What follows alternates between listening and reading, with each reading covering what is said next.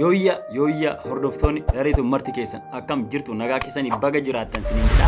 Har'a immoo waan isinitti agarsiisu wantoota muraasu jira jechuun akkuma tambaleeni gubbaa irratti argitan hunduma isaan isinitti agarsiisa waan ta'eef jechaadha. Adeemsa sana hin dogoggorinaa jechaadha. Exchange kamirratti iyyuu yookiin immoo kiriptoo gaafa taphattan kiriptoo kamirratti iyyuu connect gaafa godhattan wantoota sadii beekuu qabdu. Inni tokkoffaa UID sana beekuu qabdu. Inni lammaffaa deposit address sana beekuu qabdu. Inni sadaffaa memo sana yookiin taagii sana beekuu qabdu jechaadha. Isaan kana beeknaan fakkeenyaaf boru yookiin paawusin listi ta'uu danda'a, CD listi ta'uu danda'a, bilamiin listi ta'uu danda'a, monobiksin listi ta'uu danda'a, ejentiin listi ta'uu danda'a, hiramiin listi ta'uu danda'a. Isaan kunniin yookiin gootsiin listi ta'uu danda'a. Isaan kunniin listi ta'uu danda'u waan ta'eef adeemsi isaanii kanumadha. Adeemsi biraa hin jiru. Kanaafuu isin adeemsa kana hin dogoggorinaati. Adeemsi kun xiqqooshii waan hundumaa isaan isinitti agarsiisa. Kana jechuun Bitgeetii, Baayibiitii, Kuukooyinii, Geet Ayyoo isaan kana hundumaa isaan isinitti agarsiisa waan ta'eef viidiyoon kun yoo dheerate tokkicha ilaalaatii irraa baradhaatii boruuf irra deebi'uun isin rakkisu jechaadha. Kanaafuu wantoota gaaffii isinitti ta'an kamiyyuu koottaa gara telegiraamii keenyatti jooyin godhaatii waan barbaaddan gaafadhaa. Isiniif deebisuuf qophiidha waan ta'eef afaanuma keenyaatiin wal barsiifna waan ta'eef ammaatti immoo sabskraayibiin goone yoo jiraattan dhumarratti sabskraayib gootu. Yoo isinitti tole sabskraayib gootu kallattiidhumaan gara viidiyoo keenyaatti haceem. Kan hunduma isaan isinitti agarsiisa kan Baayibiitii, kan Bitgeetii, kan Kuukooyinii, kan Geet Ayyoo jechuun yoo isinii galee dhiisaa yoo isinii galuu baate immoo irra deebi'aa ilaalaa. Amma kallattiidhumaan kan Bitgeetiin isinitti agarsiisa. Akkuma beekamu iddoo kana dhuftanii ishii kunoo claim reward ishii jettu sana hin tuttu. Sana gara kana isin geessaa. Egaa isaan kunniin kiraateeraa jiranidha. Yoo staarii kanaan dura kennitanitti yoo ta'e toonii namoota invaayitii taaskii hojjettan achiivmentii hojjettan geemii keessatti geemii ishii dheengadda gadhiifamte keessatti hagam irratti hirmaattanitti yoo ta'e isaan kana isinii kennaa jechaadha. Skwaadiin kun yooma skwaadii waan keenya hin qabnu jechaa nuti. Kanaafuu isa kanadhaan rakkoon qabu. Ammaaf garuu tookinii amma nanuu kenneera jechaadha. Maal gootu okkee ishii jettu kan argitanii okkee ishii jettu kana tuttu. Amma wantoota lamatu jiru, wantoota sadiitu jiru. Isaan keessaa inni kun exchangeota amma jiran. Exchangeota kan akkamii kan akka OKX, kan akka Bitgeetii, kan akka Baayibiitii, kan akka Kuukooyinii, kan akka Geet Ayyoo, kan akka Meeksii isaan kunniin hundumtuu exchange jedhamu jechaadha. Inni kunis waaleetiinis isumadha jechaadha.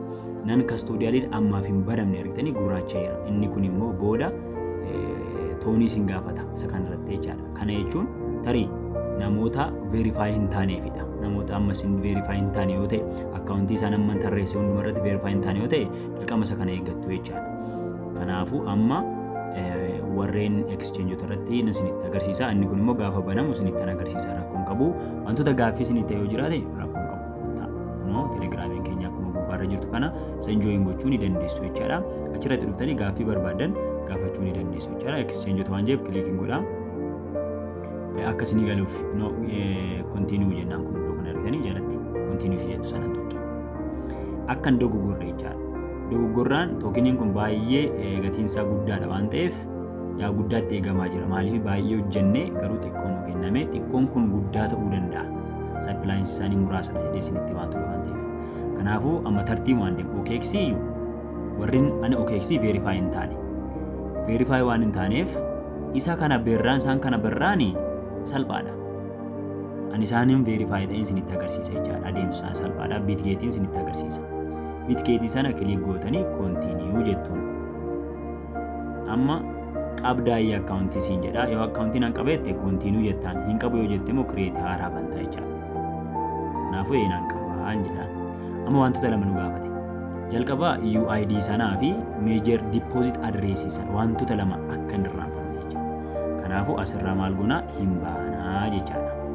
Baanee sadhannaa Bitgeetii keenya fudhannaa. Nuti Bitgeetiin keenya akkuma jalqaba miseejii naaf erge maal gootuu hoomii irra dhattu.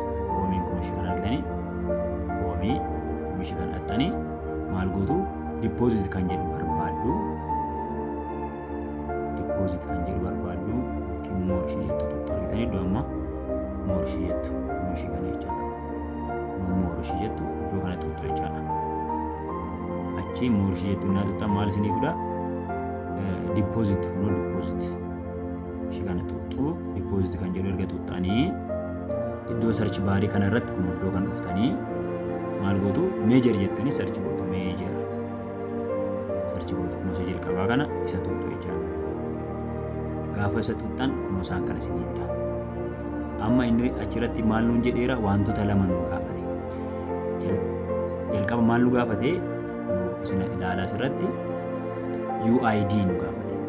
Feetanii amma UID waan nu gaafateef amma nuti garuu isa kam deemne isa lammaffaa adreesii deemne. Kanaafuu waan adreesii deemneef rakkoon qabu adreesii kana koppii godhanna argitanii koppii godhannee maal goona iddoo adreesii iddoo lammaffaa kanarratti paste goona.